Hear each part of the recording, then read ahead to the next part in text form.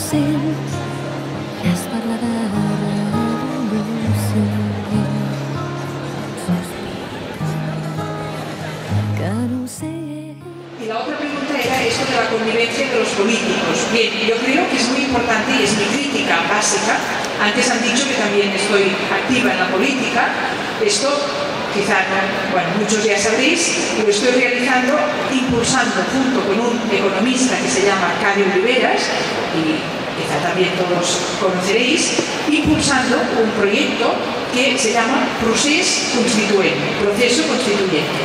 Evidentemente es en el conjunto del Estado español y más allá que existen grupos que están hablando de esto. Esto no es una originalidad que tengamos aquí ni de este movimiento, sino que hay una conciencia general que defiende que esta situación que tenemos de crisis es algo que solamente podremos superar si cambiamos el marco en el que nuestras relaciones, lo que se llama el pacto social, se están dando.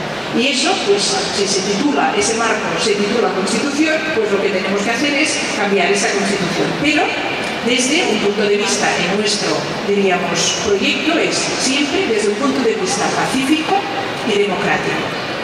El proyecto que impulso es pacífico, democrático y anticapitalista, porque va en contra, y ahora es el tema que tú me preguntabas, en contra denuncia que en el capitalismo esta alianza entre iniciativa privada y poder público, eso no es una excepción.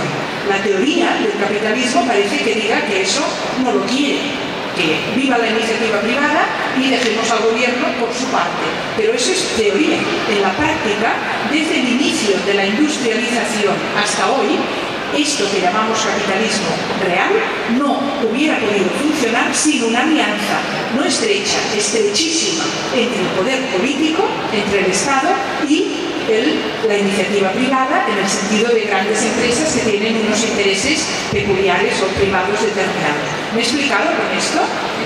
Solo brevemente, porque en el inicio de la industrialización tenemos aquí, por ejemplo, en Cataluña, pero en todas las partes, tenemos industriales que están produciendo un producto que piden al Estado que pase leyes proteccionistas para proteger sus producciones, sean de carbón, sean de tejidos o sean de hierro, de lo que sea. Y eso se llama la etapa proteccionista. ¿Por qué? Porque esos industriales necesitan la ayuda del poder político, del poder público, para que defiendan sus intereses. Los poderes políticos de esa época identifican el interés nacional con los intereses de esos industriales y pasan leyes proteccionistas que les favorezcan, porque entienden, si les favorecemos, eso irá bien para el país. ¿Y por qué? Esa es la pregunta crítica. ¿Por qué esos gobiernos no identifican los intereses y necesidades de las trabajadoras y trabajadores con el interés nacional? ¿Cómo estaban las trabajadoras y trabajadores del inicio de la industrialización?